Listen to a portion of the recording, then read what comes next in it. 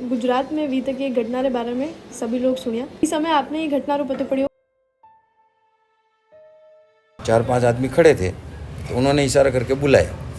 वो गणेश जडेजा है उसका। बाद में पता चला, पहले नाम से तो परिचित था। 10-15-20 जो भी लोग उसके ग्राउंड फ्लोर में थे ना, सबको बोल दिया कि भाई चालू हो जाओ मारने पीटना। उनका बहुत बड़ा साम्राज्य है, आतंक का साम्राज्य है। जो भारत सरकार बॉर्डर के ऊपर आतंकवादियों को मारती है ना, तो ये लोग देश के अंदर आतंक का गुट बना रखा है। कोई उनके सामने जुबान नहीं खोलता, कोई किसी की हिम्मत ही नहीं कि उनके सामने कोई बोल सके। वो जहाँ भी कैमरा देखते हैं वहाँ उसको चला लेते हैं, अकेला छोड़ देते हैं। फिर आगे एक जगह उसको नग्न भी दिखाया गया है।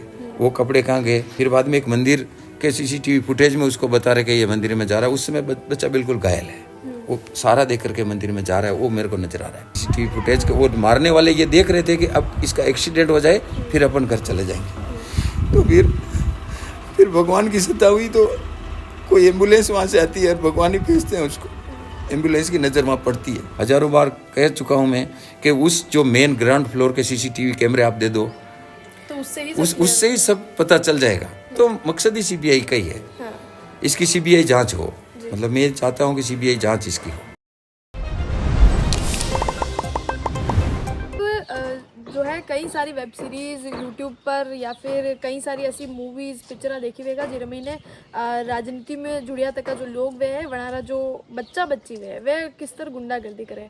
एक प्राइम एग्जाम्पल आप मिर्ज़ापुर वेब सीरीज लो रह चुको हो, जिनमें ने आप देखो कि मुन्ना भैया जो है वे किस तरह गुंडागर्दी लोगारे बीच में करे, कोशिश करे कि लोगारे बीच में वनारो जो खौफ है वो बरकरार रहे, वनारो जो वर्चस्व है, जो सो कॉल्ड वर्चस्व है वो लोगारे बीच में कायम रहे, लोगारे बीच में बना टेरर रहे। लेकिन ये सब चीज़ें जो है ये खाली जब तक स्क्रीन रे पीछे दिख रही है जब तक ही बढ़िया लगे, लेकिन रियल लाइफ में ये तरह की घटना बड़ी ही डरावनी है, बड़ी ही सोच रो विषय है, बड़ी ही सवाल रो विषय है कि जटे आपा लोग कॉन्स्टिट्यूशन री बड़ी बड़ी बातें करा हाँ कानून री और न्याय री वठे ही तरह री चीज़ा वे रही है। अब आर तक मारे हिसाब वो आप रेफरेंस समझ गया कि मैं की बात कर रही हूँ। गुजरात रे बही ने राजकोट रे गोंडल जो जगह है वठे जो संदिग्ध मौत हुई है यूपीएससी एस्पिरेंट राजकुमार जाट री उरी में लोग बात कर रहे हैं।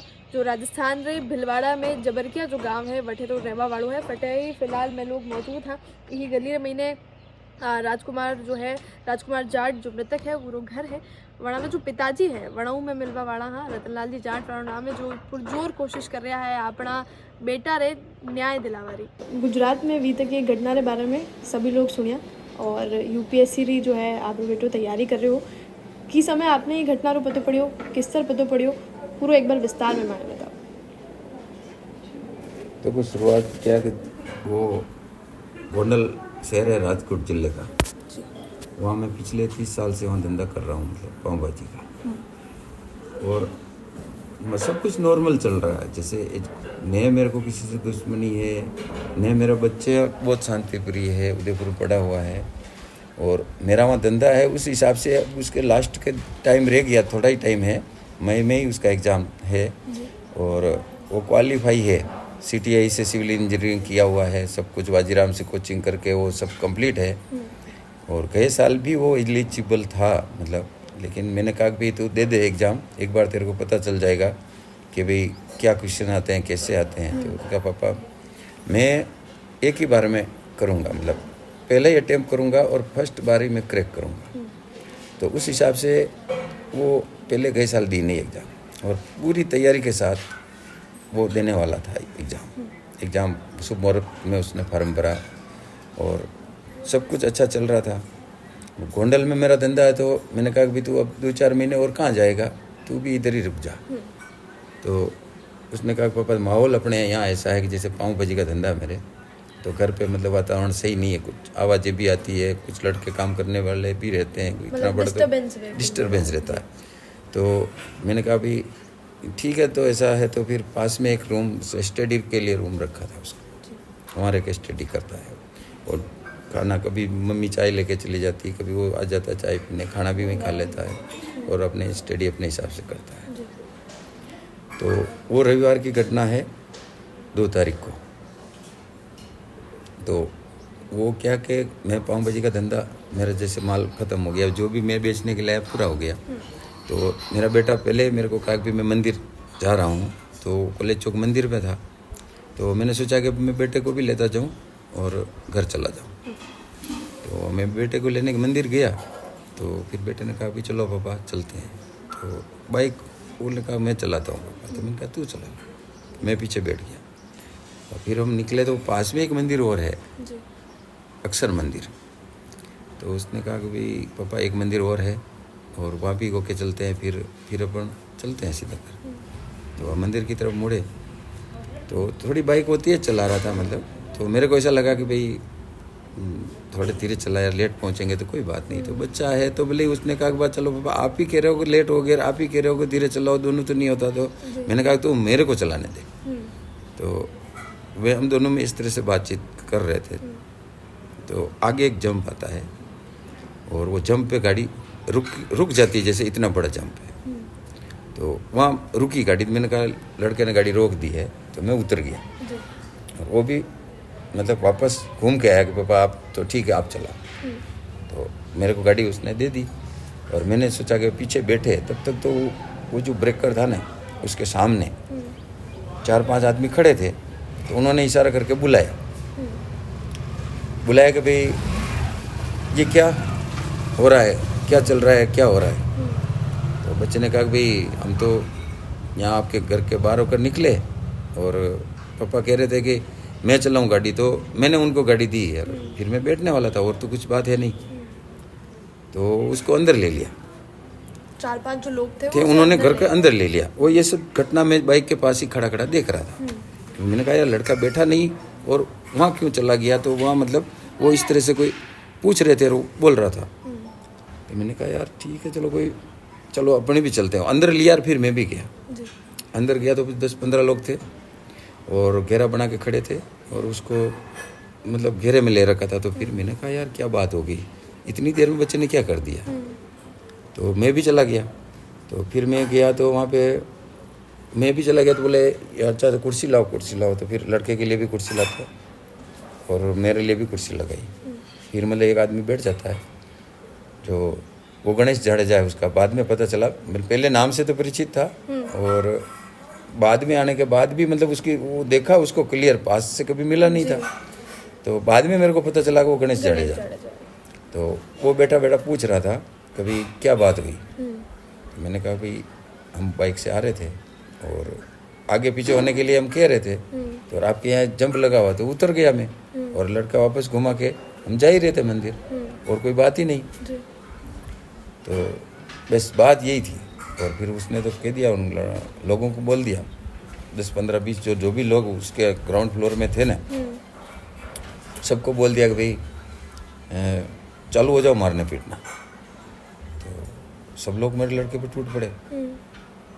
और मैंने कहा यार ये क्या हो गया। फिर मैंने हाथ जोड़ी की। मैंने कहा कि यार बच्चे का कोई गलती हो गई हो तो यार मेरे को दे दो सजा। यार क्या गलती हुई, कुछ बात नहीं, आप लोग बिठा रहे हो, ये सब कर रहे हो और इस तरह से क्यों मार रहे हो। मतलब मैं तो रुक ही नहीं रहे हो। तो मारना पीटना उनका चालू, बड़ी मुश्किल से जो मेरे को भी उन्होंने 1-2 चापड़ मार दी मतलब खुद।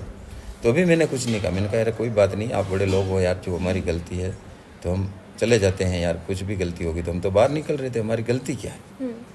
फिर मेरे को बोले कि ये जा तू जा बाहर जा, तेरी बाइक के पास जा। फिर मैंने कहा मेरा लड़कों को छोड़ो यार, कि नहीं इसको हम ला रहे हैं तू जा। फिर वो लड़कों को उठाते हैं, फिर बाइक पे बिठाते हैं और फिर मैं उनको घर लेके आ जाते हैं। इसमें क्या होता है कि वो लोग हमारा पीछा कर रहे थे, इसका उस समय मेरे को पता नहीं चला। जहाँ मैंने घर लाया ना बच्चे को, तब तक वो लोग मेरा पीछा करते मतलब का घर जानने की कोशिश कर रहे हैं। कोशिश क्या, मैंने उनको बिठा दिया लड़के और निकल गए घर के लिए। लड़का भी पीछे बैठ गया और मैं भी चलाने लग गया। तो वो लोग पीछे आ रहे थे, ये भी मेरे को बाद में पता चलता है कि भाई वो लोगों ने तुम्हारा पीछा किया। तो मैंने तो घर ला के सुला दिया बच्चे को। वो बोला पापा मेरे को स्टडी रूम पे ही सोना है। तो मैंने कहा भैया जो भी हुआ। वहाँ से जब आए तो काफी चोटें भी होंगी उन्हें। चोटें तो मतलब मारामारी की तो चोटें तो हुई होगी। मतलब एक्चुअली क्या है कि वो लोग खतरनाक लोग हैं। तो उसने मैंने सोचा कि यहाँ जहाँ भी जाएंगे अपन कोई सुनने वाला नहीं। तो जो भी चीज़ है बेटा घर जाना ही बेहतर समझा। मैंने कहा यार क्यों अपन पंगा लें, अपन धंधा करने आए, तू परीक्षा दे रहा है, स्टडी कर रहा है, तो अपन जैसे कि भगवान बच गए अच्छा हो। जी, अपन मतलब इस चीज को भूल जाते हैं। निकलना था कुल मिला के हमको कोई पंगे में नहीं पड़ना था। तो बच्चा भी घर जाके सो जाता है। तो पास में ही है स्टडी रूम, मतलब जैसे सामने घर है ना, इस तरह से ही है। वो लोग रात को आ जाते हैं और बच्चे को उठा के लेके चले जाते हैं। और मतलब बच्चे को उठा लिया और लेके चले जाते हैं। ये पता ही मेरे को सुबह चलता है। और सुबह भी पता क्या चलता है कि जो जो जो एक डोकरी बोलते हैं उसको, उसका ही घर है, मधुबेन नाम उसका, और उसके 60-65 की उम्र होगी उसकी। तो वही रहती है वहाँ पे। और उसके कोई भाई है जो वो भी मतलब 2 है जो कोई, एक तो ज़्यादा सक्षम नहीं है, सो ही रहता है, एक है जो कोई फैक्ट्री में जाता है। तो इस हिसाब से वो एक उन नीचे के ग्राउंड फ्लोर में उसके कमरे में होकर फर्स्ट फ्लोर में जाते हैं। वहाँ बच्चे के लिए स्टडी रूम है। तो उसमें क्या होता है कि उसकी भी एक बेटी है, तो कभी वो भी अहमदाबाद से आती है पढ़ने के लिए। वो कभी आती है घर रुकने के लिए। तो मैंने बात कर ली कि वो माँ जी ने कहा कि मेरे तो वो 4-5 दिन रुकती है। तो मैंने कहा 4-5 दिन रुके तो मेरा बेटा मेरे घर पे घर आ जाएगा। इस तरह वो कमांड रूम था। अब वो क्या, सुबह में जाके उसको पूछता हूँ तो माँ जी कहती कि आपका बच्चा तो सुबह तक निकला ही नहीं। मतलब वो भी इसमें मिली हुई है। इसका मतलब कोई बच्चा रात में वो लोग निकाल के ले जाते हैं, और सुबह में पता करता हूँ तो वो बोलती है कि भाई 7 बजे तक आपका बच्चा यहीं था, 9 बजे तक मैं यहाँ से कहीं गई नहीं, और मेरे कमरे में होकर के ही जाता है, और मैं अंदर से बंद करके रखती हूँ। तो मेरे को तो ये लगेगा ना कभी बच्चा मतलब सुबह ही निकला। तो मैं उस डर से कि भाई चलो बच्चा सुबह निकला है तो हो सकता है कि वो राजस्थान भी गया हो, और शायद उसने कुछ ऐसा सोचा हो कि निकल गया होगा। तो मैं मतलब पूरे दिन भर उसकी पता करता रहा। और फोन वगैरह लगाया आपने? फोन भी लगाया, लेकिन फोन तो उसका वहीं पड़ा है। अच्छा, फोन नहीं है? फोन वहीं पड़ा है, टेबलेट वहीं पड़ा है, आइडेंटिफाई का उसका पर्स भी वहीं पड़ा है। हर तो चीज अपने साथ जरूरत का कोई सामान लेके नहीं जाता है। मतलब उसको वहां से उठाया तो उन लोगों ने ये सोच के उठाया कि भी इसका आइडेंटिटी का कोई ट्रैक ना किया जा सके। हाँ, ट्रैक नहीं किया जा सके। तो ये सब पता चल रहा है बाद में धीरे धीरे, लेकिन उस समय जो हुआ वो बात बताते जा रहा हूँ। मैंने दिन भर ढूंढा, शाम तक मैंने सोचा कि भाई अगर ये कह रही कि सुबह निकला है और बाहर गया है तो अपन और देखते हैं पहचान वालों को। और जहाँ भी मैंने फ़ोन किया सब पता लगाया कि भाई राजस्थान जाएगा तो राजस्थान भी पता किया कि भाई वहाँ जाएगा तो पूरी नाइट लगेगी। तो 4 तारीख सुबह तक मेरे को तो देखना ही है, वेट करना है। तो मैं वेट करता रहा 4 तारीख तक भी, मतलब सुबह तक भी कोई 10-11 बजे तक भी कोई फ़ोन नहीं आया। पर 4 तारीख को पूरा वेट करके फिर मैं जाके सुबह एसपी साहब के पास कंप्लेन करता हूँ, क्योंकि गोंडल में कोई सुनता ही नहीं। मैंने जाने की कोशिश भी की तो पुलिस स्टेशन तक ही नहीं पहुँचने दिया, क्योंकि वहाँ उन लोगों का बहुत बड़ा साम्राज्य है, आतंक का साम्राज्य है। जो भारत सरकार बॉर्डर के ऊपर आतंकवादियों को मारती है ना, तो ये लोग देश के अंदर आतंक का गुट बना रखा है। कोई उनके सामने जुबान नहीं खोलता है, कोई किसी की हिम्मत ही नहीं कि उनके सामने कोई बोल सके। मतलब इतनी गुंडागर्दी, इतनी दादागिरी है वहाँ। आप अपने तरीके से भी पता करोगे तो भी आपको पता चल जाएगा। तो फिर बाद में मैंने 5 तारीख को एसपी साहब को कंप्लेन दी, कंप्लेन देता हूँ और फिर बाद में वापस आता हूँ। फिर वो कहे फ़ोन भी करते हैं कि गोंडल पुलिस वाले को फ़ोन भी किया, उसका नाम जयदेव गोसाई है, इंस्पेक्टर लग रहा है Gondal city police B division में। तो उसके पास आता हूँ तो 3 बजे तक बिठाए रखते हैं। मैंने जो कंप्लेन लिखी मैंने वहाँ रिसीव करा के आया, वो कंप्लेन वही लेके वहाँ गया। तो उन लोगों ने क्या किया कि वो कंप्लेन तो उन्होंने फाड़ दी। एसपी साहब की रिसीव, उसकी कॉपी मेरे पास है रिसीव की हुई, और उन लोगों ने वो कॉपी फाड़ दी। उनको ऐसा लगा कि रतनलाल के पास रिसीव कॉपी नहीं होगी, तो उन्होंने फाड़ के अपने तरीके की कंप्लेन ले ली। उन्होंने जो भी लिखा अपने हिसाब से लिख दिया। फिर बोला कि यार साइन कर दो। तो मैंने कहा यार मेरी कंप्लेन तो जो मैं लाया हूँ तो वो आपने लिखी नहीं। तो बोले कि नहीं, आपको तो बच्चे को ढूंढना है ना, बच्चा तो ढूंढ हम देंगे।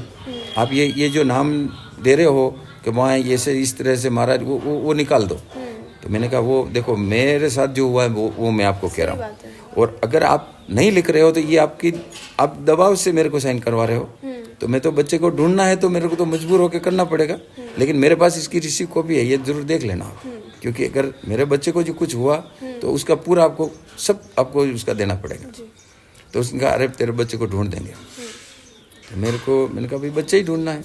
तो मतलब 5 तारीख शाम तक तो मेरी ऐसे ही निकल जाती है, और 6 तारीख को सुबह मतलब ये लोग वो ढूंढना चालू करते हैं। जी। तो ढूंढना चालू करते हैं तो क्या आसपास ढूंढते हैं, इधर कर रहे हैं, बिल्कुल मतलब फॉर्मेलिटी कर रहे हैं। मैंने कहा यार, अब मेरे को दिन में कह रहे कि यार आपके बच्चे का पता राजस्थान लगा है, आप वहाँ चले जाओ, हम गाड़ी भेज रहे हैं, हमारा इंस्पेक्टर साथ होगा, आप वहाँ जाओ। मेरे को डर लग गया। मैंने कहा सर मेरा पहले घर के बाहर के आसपास के देखो कि बच्चा गया किधर, बच्चा निकला कब, ये बताओ। नहीं वो हम देख रहे हैं। मैंने कहा मैं कहीं जाने वाला नहीं, मेरे को यहाँ से सबूत दो या वहाँ से मेरे को प्रूफ दिखाओ, सही बात है, तभी मैं यहाँ से जाऊँगा। तो फिर बाद में वो लोग गोल गोल घुमाया, और फिर बाद में मैंने शाम को एसपी साहब को बात की, तो बोले कि यार कर रहे हैं तुम टेंशन मत लो। और दिन में मेरे धमकी भरा फ़ोन भी आता है। अच्छा। वो जो ब्रिजराज सिंह नाम से कोई व्यक्ति है, जी। मैंने पुलिस को ही बताया वो नंबर, तो वो उस समय वो तहकीकात भी कर रहे थे, उसी समय बताया था 6 तारीख को सुबह। मैंने कहा वो 11 साढ़े 11 की बात है। मैंने कहा यार आप बच्चे को ढूंढ रहे हो यार, ये मैं आपके साथ हूँ तब भी मेरे को धमकी मिल रही है। वो कह रहा है कि तुम एसपी साहब के पास क्यों गया, तेरा बच्चा को तेरे को कंप्लेन करने की हिम्मत कैसे हुई हमारे साथ क्या। तो मैंने उसको कहा कि भाई आप क्यों डरा रहे हो, मेरा बच्चा खोया हुआ है तो मैं तो पता तो करूँगा। तो फिर मैंने पुलिस वाले को बताया वो कि भाई ये मेरे को धमकी भी आई, तो उन्होंने वो नंबर भी देखा, नंबर देख के बोला कि फ़ोन करके कहीं कहाँ के, फिर मेरे को बोले कि अब तुम्हारा फ़ोन नहीं आएगा रतनलाल, टेंशन मत लो, अब नहीं आएगा। आपस में बात कर ली तभी तो कहा ना, कभी फ़ोन नहीं आएगा। अब 6 तारीख को पूरे दिन भर भी मतलब वो एक ही कैमरा वो चेक नहीं कर पाए, फिर बाद में उसको कहीं ले गए, कैमरे को ही खोल के ले गए, और फिर बाद में शाम तक बोलते कि कुछ मिला नहीं। सीसीटीवी कैमरा ही पुलिस वाले खोल के ले गए कि यहाँ नहीं निकल रहा है, हम दुकान पे ले जा रहे हैं। अच्छा। हाँ वो भी ले गए, वो उसका भी मेरे को कोई फुटेज नहीं दिया, कोई डेटा आपके पास नहीं पहुंचा? कुछ भी डेटा नहीं दिया। 6 तारीख को शाम को मैं एसपी साहब को फ़ोन करता हूँ। मैंने कहा कि एसपी साहब आपने कहा था तो मैं गोंडल आया, आपने अपना नंबर भी मेरे को दे रखा है, इसलिए मैं आपको फ़ोन कर रहा हूँ कि ये लोग मेरे बच्चे को नहीं ढूंढ रहे हैं, इसके पीछे कुछ घटना है, कुछ भी हो, लेकिन मुझे इनकी ये संदिग्ध लग रहा है। एसपी साहब ने कहा रतनलाल तो अभी देखो मैं क्या करता हूँ। तो उसने अभी मेरे को फ़ोन करके कहा रतनलाल मैं 4 गाड़ियाँ तो इसकी भेज रहा हूँ क्राइम ब्रांच की, और मेरी विजिलेंस टीम भेज रहा हूँ, और मेरी विजिलेंस में ये काम हो रहा है। कभी जो भी कर रहा हूँ मैं देख रेख कर रहा हूँ, तुम ये मत सोचो कि गोंडल वाली पुलिस कर रही। और मेरे को विश्वास में लिया, और पूरी नाइट निकली, और सुबह मतलब उन लोगों ने वो कार्रवाई चालू भी कर दी। पूरे गांव के सीसीटीवी कैमरे चेक करने लगे, वो कर रहे हैं। फिर मेरे को बोले कि रतनलाल तुमको जूनागढ़ जाना पड़ेगा, उधर हमको कुछ क्लू मिला है। मैंने कहा ठीक है, जूनागढ़ का हो सकता है, वो सुबह निकला, और तो उस समय सीसीटीवी कैमरा मेरे पास कुछ भी फुटेज नहीं है। फिर बाद में जूनागढ़ जाता हूँ तो पूरा दिन ऐसे ही निकाल दिया। जूनागढ़ जाने के बाद एक बार कहते आपका बच्चा मिल गया, गोंडल में ही है, सब कुछ घर आकर के कह दिया। और मेरे बच्चे के कमरे को मतलब उन्होंने 15 बार तो मेरे सामने उल्ट पुल्ट कर दिया क्या, और आपका बच्चा तो दूसरी लाइन में है, तीसरी लाइन में, ऐसा बोलने लगे। तो फिर मैंने वो कमरे के लिए उनको कहा था, गोसाई सर को, मैंने कहा कि सर मेरे सामने आपने 12 बार कमरा चेक कर लिया है, अब अगर यहाँ पर अगर आपने कोई चीज़ रखवा दी तो ये आपकी जिम्मेदारी हो, क्योंकि फिर बाद में ये नहीं कह सकते आप अरे यार ये कोई बात नहीं हो, नहीं तुम टेंशन लो, तुम्हारा बच्चा मिल जाएगा।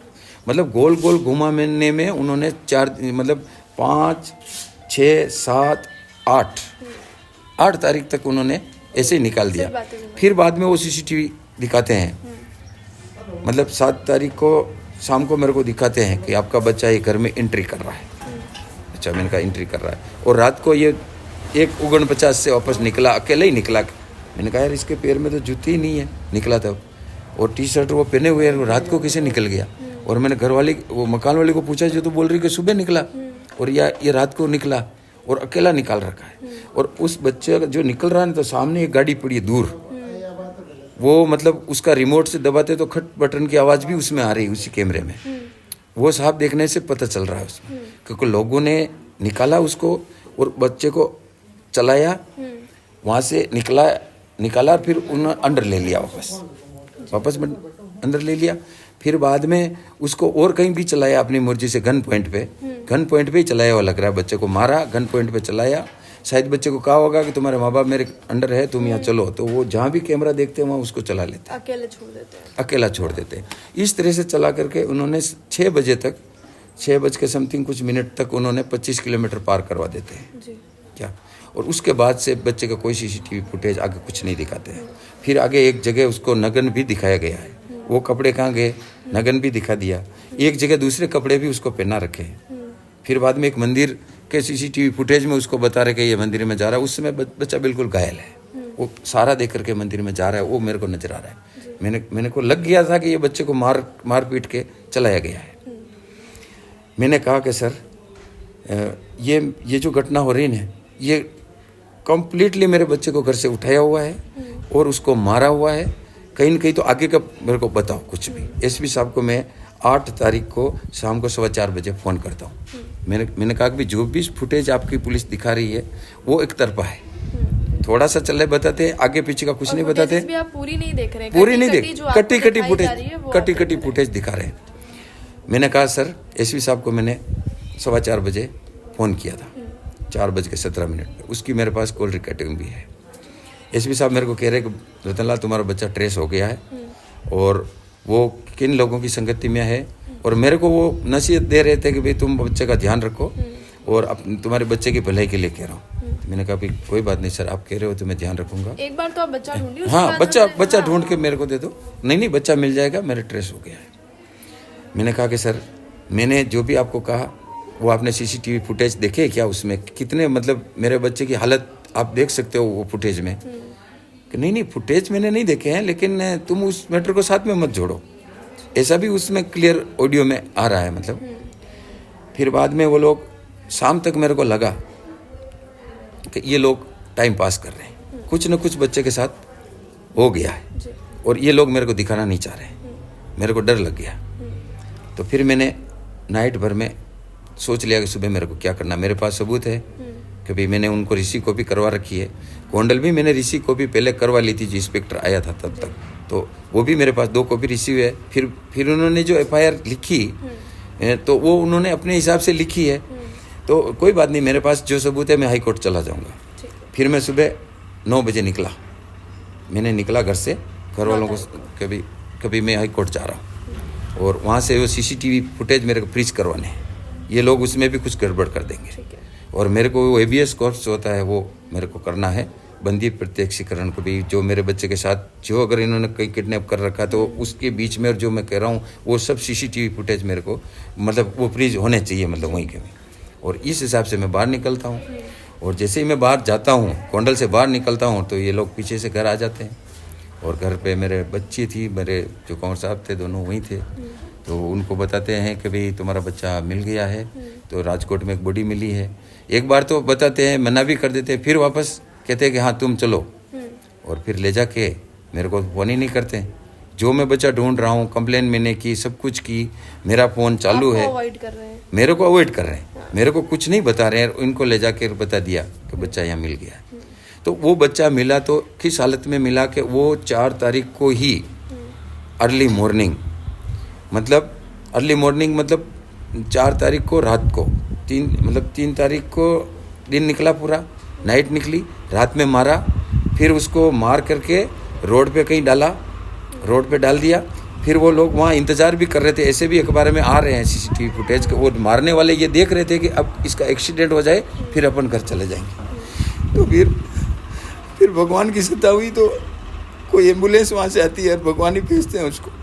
एम्बुलेंस की नज़र वहाँ पड़ती है, एम्बुलेंस वाला वो कराने की छोटी सी आवाज़ सुनता है कि यार ये कोई करा रहा है आदमी, तो वो एम्बुलेंस वाला उसको उठाने लगता है। इतने में वो लोग जो इंतज़ार कर रहे थे कभी अपन ने मार तो अपन ने दिया है, खाली एक्सीडेंट अपने सामने हो जाए, तो वो रॉन्ग साइड से दौड़ के आते हैं। रात के 2-2:15 बजे का टाइम है ये। तो उस टाइम ये आते हैं 4 तारीख का, मतलब 4 तारीख का वो टाइम उसमें आ रहा है, और वो लोग दौड़ के आते हैं एम्बुलेंस वाले के पास में। और यार क्या हुआ अपन जैसे वो दिखावा मतलब वो ये तो सोच रहे हैं कि उन्होंने तो एक्सीडेंट करने के लिए डाली हुई बॉडी, और एक्सीडेंट किसी का हुआ ही नहीं, इसके पहले एम्बुलेंस वाला कहाँ से आ गया। तो वो पास में आए तो एम्बुलेंस वाले ने सवाल किया उनसे कि यार भाई लोगों, आप रॉन्ग साइड से आ रहे हो, इतना ट्रैफिक है इस रोड पे, और आपको क्या आप क्यों आ रहे थे? तो हम तो तुम्हारी सहायता करने के लिए आ रहे हैं। अच्छा। तो यार तुम्हारे को कैसे पता कि मैं यहाँ बॉडी पड़ी है, तुम तो पहले से ही खड़े हुए लग रहे हो, और ये कैसे पता चला? तो ये बातचीत उनके साथ में होती है। वो फुटेज भी दिव्य भास्कर के पास है उस टाइम का। तो अब वो लोग क्या करते हैं कि फिर वो लोग डर जाते हैं शायद, और ये बात जा करके जिन लोगों ने इसके पीछे है उन लोगों को सब घटना बता देते हैं कि भाई हम गए तो थे इस तरह से डालने के लिए, लेकिन उस समय एम्बुलेंस आ जाती है और वो लोग लेके हॉस्पिटल चले जाते हैं। और एम्बुलेंस वाले को किसी भगवान ने ही भेजा है, तो एम्बुलेंस वाला अपना फर्ज निभाया और हॉस्पिटल में ले गया, और वहाँ उसका पोस्टमार्टम भी हो गया, और अननोन बॉडी थी, इस तरह से हॉस्पिटल में उसी टाइम रख दी। अब ये बात है, रुको तो सही यार, मैं बात पर बच्चे करूँ यार। तो फिर बाद में क्या हुआ कि उन्होंने रख तो दी सब कुछ, जैसे भगवान ने सब पोस्टमार्टम भी करवा दिया, अननोन बॉडी भी होगी, और उन लोगों को समाचार उन डालने वालों ने भेज दिया कभी इस तरह हॉस्पिटल में बॉडी चली गई है और हम कुछ नहीं कर पाए। अच्छा, तो फिर उन्होंने सोचा अब क्या करें, तो अब वो उस कावतरे पे आ गए पुलिस गोंडल की, वो लोग सोचे कि यार बॉडी वहाँ चली गई, अननोन बॉडी है, और अब अगर अपन कह देंगे कुछ भी इसमें करेंगे, रतनलाल ने तो कंप्लेंट 5 तारीख को की है और ये 4 तारीख अर्ली मॉर्निंग की बात हो गई है, तब तक बॉडी हॉस्पिटल में जा चुकी थी। अब वो मॉर्निंग में अगर मैंने कंप्लेंट दी तो वो लोगों ने सोचा कि अगर वो बॉडी बाहर निकलेगी और ये पहचान लेगा तो वो तो एक्सीडेंट हो ही नहीं ना उसमें। तो इतने में अपन क्या करें कि 4-5 दिन इसको गोल गोल घुमाएं तो ये टाइम निकल जाएगा और अननोन बॉडी समझ के वो लोग इसका क्रिमिनेशन कर देंगे। तो ये लोगों उनका पूरा का पूरा षड्यंत्र सब लोगों का मिला हुआ है। और वो जो बड़े नेता है ना, जो भूतपूर्व एमएलए जयराज सिंह जाडेजा है, वर्तमान में उनकी पत्नी जो गीताबा जाडेजा है, वो अभी वर्तमान में बीजेपी से ही है और करंट सरकार के एमएलए हैं वो, और सब कुछ उनके हाथ में है, पुलिस ही उनके हाथ में है। तभी तो उन लोगों ने वो छुपाया और मेरे को इतना घुमाया। वो लास्ट का दिन, एक दिन अगर मैं बाहर हाई कोर्ट के डर से नहीं जाता, उनको डर लग गया कि भाई अगर ये हाई कोर्ट चला गया तो सब अपनी और पोलपट्टी खुल जाएगी, इतने में ये बॉडी हैंड ओवर करवा दो। और बॉडी हैंड ओवर मैं अहमदाबाद गया, वहाँ सब फॉर्मेलिटी की मैंने जो भी, कि भाई सुबह उस दिन संडे था, तो मैंने दूसरे दिन सुबह खुलते ही मेरे को वो लग जाता मेरा वो फ्री जो मतलब हेबियस कोर्स चालू आपका जो भी आप प्रोसेस करने चले थे। और इधर इन लोगों ने क्या किया, घर से पीछे मेरे जो रिलेटिव है इनको ले गए और वो हॉस्पिटल में बता दिया इस तरह से बॉडी है। अब उस समय क्या गए, सब कुछ तो पहले कर रखा था, अब वो बात बाहर आ रही थी और मेरे को पुलिस ने कोई कांटेक्ट किया ही नहीं। और मेरे को तो फिर ये पता चला कि भाई आपको बॉडी मिल गई है, फिर मैंने कहा बच्चा मिल गया तो अब क्या, मेरे पास तो कोई रास्ता ही नहीं। तो फिर मैंने वो नाइट हो गई थी, नाइट तक इंतज़ार किया और सुबह हॉस्पिटल गए। तो फिर मेरा बच्ची ने कहा कि भाई जो भी गया पोस्टमार्टम की रिपोर्ट दो, तो भी नहीं दी। तुम लोग पोस्टमार्टम पहले हो चुका है, अभी ठीक है पहले हो चुका, वो तो 4 तारीख को ही हो गया था पोस्टमार्टम, और उसमें 42 चोटें भी आ गई थी, सब कुछ आ गया था, भगवान ने पहले ही वो सबूत करवा दिया था। और फिर मेरे बच्ची ने और मेरे साहब ने कहा कि इसका फोरेंसिक एक बार करवा लो। तो फोरेंसिक उन्होंने फिर करके हमारे को 10 तारीख को मतलब 1-1:30 बजे के आसपास दिन में बॉडी हैंड ओवर कर दी। फिर हम राजस्थान लाए थे। कुल मिला के उनका पूरा का पूरा षड्यंत्र, जब बॉडी हमको मिली उसके बाद में उन्होंने एक्सीडेंट का रूप देने की कोशिश की पूरी। तो इतने में कहा कि भाई अब बॉडी मिल गई तो ऐसा करो कि उसको वाड़वाड़ थाने वाले के पास जाओ। तो वहाँ उनसे मतलब एक्सीडेंट की प्रक्रिया करवा दी। कोई महासागर ट्रैवल्स वाले के 2 लोगों को भी पकड़ लिया और उनको भी कहा कि भाई उनसे एक्सेप्ट भी करवा दिया कि हमारी गाड़ी से हुई है। और जबकि ये 4 तारीख की बात थी और 10 तारीख के बाद में ये सब कर रहे हैं तब, क्योंकि इनको तो अब एक्सीडेंट दिखाना ही है। लेकिन एक्सीडेंट दिखाएंगे कैसे जब बच्चे के ऑलरेडी पोस्टमार्टम हो चुका है। कहीं एक्सीडेंट उसमें 42 चोटेज बताई जा रही है। एफएसएल में सब जो बोट हथियार जो मतलब लकड़ी जो ऐसा कुछ होता है ना, बोट हथियार से इसको मारा गया है, हाथ पैर तोड़े गए हैं, सब कुछ किया हुआ है। फोरेंसिक में भी आ गया, सब कुछ आ गया। तो ये क्लियर है कि उन लोगों ने मेरे को जो गोल गोल घुमाया था ना, वो बॉडी को उनकी मदद करने के लिए घुमाया। तो इसमें पूरी पुलिस मिली हुई है और वो जो एमएलए सब मिले हुए हैं और सब कुछ इस हत्या को एक्सीडेंट का रूप देने के लिए। एमएलए का जो बेटा है उसका क्या नाम है? गणेश जाडेजा। वो उसको आपने देखा भी था? हाँ, उसको देखा था, उसको तो बेटा था देखा था, उस आदमी तो अब तो मैं पहचान ही लेता हूँ उसको। क्या उससे पहले कभी मतलब वो नाम सुना था उसका? नहीं कोई बातचीत नहीं थी। मेरे को उससे कुछ लेना देना नहीं था। उन लोगों ने अपनी डेयरिंग दिखाने के लिए किया। मेरा बच्चा यूपीएससी स्टूडेंट था और नीडर था। वो मतलब जो बात करता है तो उसको सामने मतलब बात करता है कि मतलब उनको तो ये भी पसंद नहीं कि उनके सामने कोई बात भी कर ले क्या। तो बच्चे ने खाली बात ही की थी और उसने एक घटना ही बताई थी। तो वो लोग तो पहले ही इतना कितनी बार कर चुके हैं। सड़क पे चलते वाले को उठा लेना, मार के कहीं डाल देना, ये उनका काम है। थोड़े दिन पहले ही हरिजन को मार के डाल दिया था। उसमें भी 4-5 हज़ार लोग उसका विरोध भी किया, सब कुछ किया, लेकिन कुछ नहीं बिगाड़ पाए।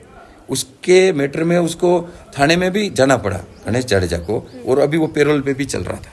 और मुझे भी ये डाउट ये हो रहा कि उन लोगों ने रात को उठाया, तो हम तो देखो इस घटना को कुछ भी मान के चले गए, भूल के ही चले गए कि चलो अपन को कुछ नहीं करना, घर जाके सो गए। फिर शायद उन्होंने ये सोचा होगा कि एक बच्चा यूपीएससी स्टूडेंट है और हो सकता है कि ये अपने खिलाफ अगर एफआईआर कर दे, तो अगर उनको जिस बेस पे छोड़ा हुआ है ना गणेश जाडेजा को, कि भाई अगर तुमको इस बेस पे छोड़ रहे हैं, उसको जो शर्तिया जमीन बोलते हैं गुजराती में, तो अगर इस शर्त पे छोड़ रहे हैं कि अगर तुम्हारे पास तुम्हारे खिलाफ कहीं एफआईआर दर्ज हो गई तो तुमको सीधा वापस जेल में आना पड़ेगा। तो ये भी एक कारण बनता है बच्चे को उठाने का उनका। तो उन्होंने उठा के फिर मार दिया, मतलब सब कुछ कर दिया उन्होंने। वो तो सक्षम है, कुछ भी कर देते हैं। पूरा का पूरा घटनाक्रम यही है। हजारों बार कह चुका हूँ मैं कि उस जो मेन ग्राउंड फ्लोर के सीसीटीवी कैमरे आप दे दो, तो ही सब पता चल जाएगा।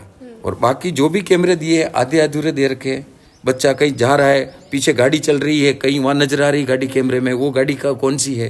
बच्चे के उठाया उस दिन वहाँ सामने गाड़ी थी, अंधेरे में रिमोट की आवाज़ आ रही, गाड़ी की लाइटें चल रही है, बच्चे को वहाँ पे बिठा रहे हो आप हैं, तो उसको गन पॉइंट पे ले गए। तो सब कुछ मतलब वो किया है और बच्चे को 60 किलोमीटर चला दिया है। तो ये सब इनका ये पूरा का पूरा ये मतलब प्री प्लान मर्डर है, मतलब क्या। और इसमें पूरी पुलिस मिली हुई है। हाँ, एमएलए का साथ देना करेक्ट, और उसका आप हिस्ट्री आप पता कर लो अपने तरीके से कि वो शुरू से ही इतनी और वो खुद आजीवन कारावास में हत्या की हुई, उसमें उसको उसके जयराज सिंह जाडेजा को आजीवन कारावास मिला हुआ है। तो वो मतलब 8 साल से जब सुप्रीम कोर्ट से उसको आजीवन कारावास मिला है और उसको ऐसा लिखा है कि तुम गोंडल में जाने की तेरे को परमिशन नहीं है, तो और वो गोंडल में रह रहा है, तो वो सरकार के दम पर ही रह रहा है ना वहाँ पे। भाई वो भी मतलब उस सजा याफ्ता है, लड़के इतने बड़े बड़े कांड कर रहा है, वो जेल में रह के आया है, वो पी पेरोल पे है। तो ये तो गुंडा राज ही चला रहे ना, बिल्कुल स्पष्ट हो गया ना, ये तो सब लोगों को पता चल गया। इस बारे में आपने मतलब इस बारे में मीडिया में और इस तरह की खबरें, क्योंकि उन्होंने तो पूरी कोशिश की होगी कि इस मामले को वो लोग दबा के रखें और आपके थ्रू भी किसी तक ये बात ना पहुंचे। उन्होंने तो अपने तरीके से बहुत कुछ किया। हाँ। वो तो मेरे को हाई कोर्ट भी नहीं पहुंचने देना चाह रहे थे। वो भी बड़ी मुश्किल में 3 गाड़ियां चेंज की रास्ते में कि भाई ये गाड़ी यहाँ तक चलो। कुछ भाई लोग ऐसे थे जो विक्टिम है, मतलब वो कभी जोर में रतनलाल अच्छा आदमी है और मैं 30 साल से इतना वहाँ रह रहा हूँ, तो मेरे रिकॉर्ड आप देख लो। आज मेरे सामने वो लोग उनके डर से नहीं बोलते, आगे होकर कोई बोलने वाला नहीं कि भाई अगर बोलेंगे रतनलाल को साथ दूंगे तो ये हमको भी मार डालेंगे। तो इस हिसाब से कोई साथ नहीं दे रहा था। तो कुछ गिने चुने लोगों ने कुछ मेरा साथ भी दिया हाईकोर्ट जाने में, और अगर वहाँ नहीं निकलता तो वो लोग मतलब एक दिन ही बाकी था और वो बच्चे को जला देते, कुछ भी चीज़ बाहर नहीं आती। तो उन्होंने पूरा षड्यंत्र रच रखा था। अब लोग जो है इसे अब राजनीति के भी आप कई लोग देखो, आप हनुमान बेनीवाल देखो, मेधाराम बेनीवाल, सभी लोग इस मामले को देखो अच्छी बात है वो सरकार तक मेरी आवाज़ पहुंचाई, उनका बहुत बहुत धन्यवाद। सबसे पहले बेनीवाल जी ने मेरी आवाज़ पहुंचाई, वो उनका भी बहुत धन्यवाद। उसके बाद रामलाल जी जाट ने भी मेरा बहुत साथ दिया। वो अहमदाबाद आए, सब कुछ गुजरात सरकार से भी उन्होंने मुलाकात की, सब कुछ बात की है उनसे, मुख्यमंत्री जी से बात की, सबको विज्ञापन दिया। और पूरा दिन मतलब उन्होंने गुजरात विधानसभा में निकाल कर सब लोगों को मेरी आवाज़ पहुंचाई कि भाई मेरे बच्चे के साथ न्याय होना चाहिए। तो सबको धन्यवाद है। अभी आपको कोई भी पॉजिटिव रिस्पांस अभी तक सरकार की तरफ से या अभी जो लोग इस इन्वेस्टिगेशन में लगे हुए उनकी तरफ से कुछ मिला है? नहीं, पॉजिटिव आश्वासन सब लोग विज्ञापन दे रहे हैं अपने तरीके से। सब भाई बद्रीलाल जी जाट जो सिंहपुर वाले हैं वो भी अपने स्तर पे कर रहे हैं कोशिश, बहुत वो भी कर रहे हैं। सब लोग जो भी एमएलए हैं, एमपीज है, वो भी अपनी तरफ से विज्ञापन दे रहे हैं। सब सरकार पे ये दबाव कर रहे हैं कि भाई इसकी जांच करवाओ, सीबीआई तक को जांच। और मेरा तो मकसद ही सीबीआई का ही है, इसकी सीबीआई जांच हो। मतलब मैं चाहता हूँ कि सीबीआई जांच इसकी हो। आप राजस्थान कब आए थे? राजस्थान किस तारीख को आप आए थे? राजस्थान 10 तारीख को वहाँ से रवाना हुए थे और 11 तारीख को सुबह मॉर्निंग में आए थे यहाँ। अंत्येष्टि की जितनी भी क्रिया है वो 11 तारीख को यहाँ की, पर 11 तारीख को की। घर में फिलहाल कौन कौन है, कौन लोग हैं? घर में तो अभी जो है मेरे पत्नी है, मेरे बच्चियाँ हैं, रिलेटिव है, सब है, मेरी मम्मी है और है घर में तो बस। अभी सीबीआई की जांच मेरे को चाहिए सीबीआई की जांच। मैं चाहता हूँ सीबीआई जांच हो। तो अभी तक कोई भी मतलब किसी की तरफ से आश्वासन तो जरूर आए, लेकिन नहीं, कोई भी आश्वासन कागजी- सरकार भी दे रही है। भाई राजस्थान सरकार ने गुजरात सरकार से भी बात की है, दबाव बनाया, तो वो कह रहे हैं कि भी हम देख रहे हैं, जांच करवाएंगे, सीबीआई जांच भी करवाएंगे। जी। केंद्र सरकार तक भी मुद्दा उठा। उम्मेद राम जी बेनीवाल जी ने वो संसद में बोले इस बात को रखा। बहुत अच्छे तरीके से उन्होंने ये संसद में उठाया है मुद्दा और सब तक मैंने केंद्र सरकार तक, राज्य सरकार तक, दोनों सरकारों तक बात पहुंचा दी है और मैं अपने तरीके से न्याय प्रक्रिया में जो भी करना पड़ रहा है मैं कर रहा हूँ। सुप्रीम कोर्ट तक, हाई कोर्ट तक, मतलब हाई कोर्ट से कर रहा हूँ, सुप्रीम कोर्ट तक भी जाऊंगा और सीबीआई की जांच की ही मांग करूंगा, क्योंकि वहाँ तक जैसे डिस्ट्रिक्ट लेवल तक एसपी साहब तक अगर वो इतना करप्ट है तो वो वहाँ की जांच क्या मायने रखेगी। इसका पूरा तो मैटर सीबीआई जांच हो इसके इस मामले में, तभी तो इसका सही जांच होगी। आप राजस्थान आए तो उसके बाद जो वो जाडेजा हैं, जो एमएलए हैं, उनके बेटे जो हैं, उन लोगों ने कोई दबाव, कोई फोन, कोई धमकी देने की कोशिश अभी तक? नहीं, इनडायरेक्टली उन्होंने इस तरह का माहौल बना रखा कि ये कर रहे हो तो अच्छा नहीं है, मतलब लेकिन कोई फोन पे बात करने को तैयार नहीं है। मतलब मैं जो भी है, मैं वापस कल भी मतलब गोंडल गया था मैं, क्योंकि मेरे को वो लेना था वहाँ से एफआईआर, मतलब वो जो मेरे सुप्रीम कोर्ट में जो मैं कर रहा हूँ उससे संबंधित मेरे को डॉक्यूमेंट चाहिए मेरे वकील के हिसाब से। तो वहाँ भी मैं वो जो जहाँ एक्सीडेंट बताया था कुआवड़ा पुलिस स्टेशन, वहाँ भी गया था मैं वो फोरेंसिक रिपोर्ट लेने में, क्योंकि मेरी ज़रूरत पड़ती है वहाँ पे। तो भी मैं वहाँ गया था। तो सब लोगों को ऐसे ही लग रहा था कुछ न कुछ घटित होने वाला है, लेकिन भगवान मेरे साथ था और मैं आ गया। मतलब माहौल सब मतलब खतरनाक माहौल ही था उधर, और उन लोगों ने मेरे को डॉक्यूमेंट ही पूरे दिए ही नहीं। उन्होंने कहा कि हमारे पास जो है हम दे रहे हैं। मैंने कहा कि जो मेन आपने जो वो पोस्टमार्टम 4 तारीख को किया था वो पोस्टमार्टम की वो रिपोर्ट चाहिए। फोरेंसिक तो हमने बाद में करवाया, उसकी आप दे रहे हो। और जो बीएनएस की धारा के अनुसार जो पंचनामा होता है, वीडियोग्राफी होती है, उसमें सब पता चलता है कि भाई किस तरह से क्या हुआ, तो वो एक भी चीज़ आप नहीं दे रहे हो। तो वो बोले कि हमारे पास है ही नहीं, वो तो गोंडल पुलिस ले गई। तो गोंडल पुलिस उनके पास से कैसे ले जा सकती है जब उनके यहाँ एक्सीडेंट हुआ है, वो सब ये कर रहे हैं, तो ये सब खाना पूर्ति कर रहे हैं। एक्सीडेंट हुआ ही नहीं था, उसके पहले तो एम्बुलेंस सबको ले के चली गई, तो एक्सीडेंट कहाँ से हो गया इसमें? मेन चीज ही यही है ना। कभी तो वो फिर बाद में हमारे आने के बाद सोचे कि हम फंस कर जाएंगे सब, तो ये और फॉर्मेलिटी करो। तो उसके बाद में ये सब बैक डेट में कर रहे हैं बाद में। तो पहले घटना घट गई, बाद में वो सब चीज अपने तरीके से एक्सीडेंट का रूप देने में लगे हुए। बाकी ये पूरा का पूरा प्लान मर्डर है, प्लान मर्डर है बस। और इससे पहले आपने तो कभी नहीं देखा कि आपका बेटा किसी से लड़ रहा है या नहीं, मेरे बेटे का आप ट्रैक रिकॉर्ड देखो, सब आपको मैं बता सकता हूँ कि वो 10th में मेरिट में आया, डीपीएस में, क्या सिविल इंजीनियरिंग उसने उदयपुर से की है, एमपीयूटी सीटीआई कॉलेज से, क्या वाजीराम से उसने 1 साल कोचिंग किया, वो भी मतलब यूपीएससी के लिए ही है सब वो। और पूरी तैयारी के साथ वो इस साल वो देना चाह रहा था। तो कुल मिला के वो स्टूडेंट था और हाँ, सिर्फ पढ़ाई में ही है उसका। पढ़ाई के सिवाय उसका कोई मकसद ही नहीं था। यहाँ तक कि हमारे में तो जल्दी शादी हो जाती है। मैंने उसको कई बार कहा शादी की, तो भी कहा पापा मैं पढ़ूंगा, पहले मैं कुछ बन जाऊं उसके बाद शादी करूं। जाट कम्युनिटी, क्योंकि आप साथ दे रहे हैं, सब साथ दे रहे हैं, सब दूसरे सब समाज मेरा साथ दे रहा है। ये तो न्याय के लिए मेरी मांग है ना, मेरे को और कुछ नहीं चाहिए, बच्चे के लिए न्याय चाहिए। और जो भी हुआ सबके सामने है, जो भी मैं बोल रहा हूँ एक एक सब सही बोल रहा हूँ, उसमें कुछ भी चीज मेरी गलत नहीं है। क्या एक भी चीज में गलत नहीं, मैं जो मेरे साथ जो हुआ, जो घटित हुआ, मैं सबके सामने बता दिया मैंने, बस। अभी फिलहाल मैं लोग देख रहे हैं कि विधानसभा, संसद, सब तरफ जो है इस तरह की बात उठाई जा रही है और कोशिश हर तरफ, मीडिया चैनल्स भी जो है कोशिश कर रहा है, हर तरफ कोशिश कर रहा है। जब छोटे लेवल से भी लोग कोशिश कर रहे हैं कि वो नारायण जी है ना, वो अगरपुरा वाले, वो भी अपने तरीके से बहुत कोशिश कर रहे हैं कि वो भी देखो भगत आदमी है। नीचे के स्तर से सब ग्राउंड लेवल से लोग जुड़ रहे हैं, मतलब इसमें कि बेटे को मतलब न्याय मिले। पूरा हिंदुस्तान सब लोग साथ दे रहे हैं, सब बिल्कुल, कौम या के, घट- सर्व समाज के। या घटना जो भी कोई सुनी है, मन लगे कि नम आंखों ही या घटना नम आंखों के, सुनी है। क्योंकि ये घटनाएं और अब मेरे साथ इतनी घटी, मैं तो शुरू से ही रो ही रहा हूँ। मतलब मेरे साथ ऐसा हुआ है। अब मेरा तो देखो मकसद ही यही है कि सीबीआई जांच हो जाए ये और सब न्याय चीज़ों के बाहर, मिलना क्योंकि बच्चा तो मेरा चला गया, लेकिन और आगे ये लोग किसी और के साथ ऐसा न करे। बिल्कुल। और ईरू पहले भी एक ऐसी बहुत कतरी बार करे हुए। कितनी बार किया हुआ है। हाँ। इन लोगों ने बहुत बार ऐसा कर चुके हैं, लेकिन वहाँ के लोगों को इतना टेरर बता रखा, आतंक बता रखा है, तो कोई आवाज उठाने को तैयार नहीं है। क्या वो सोचते हैं कि अगर आवाज उठाई तो ये लोग अपन को ही पहले मार डालें। बार लतनलाल जी अपना मौजूद है और भिलवाड़ा रे पास जबरकिया जो जगह है, जो गांव है, वठे अनारो घर है। और 30 साल आप जो है गुजरात ही रहे और अबार आप पाछा राजस्थान आया हो। पूरा साथ दे रहे हैं इसमें। हाँ, वो कहाँ के हैं? ये हाँ जाजपुर तहसील के हैं। वो उन्होंने भी पूरा मतलब पूरा गुजर समाज भी पूरा साथ दे रहा है। जी। अबार घर पे कोई आयो, कोई भी राजनीति में जुड़े हुए व्यक्ति? राजनीति से जुड़े हुए ये सब आए हैं ना, राजनीति से।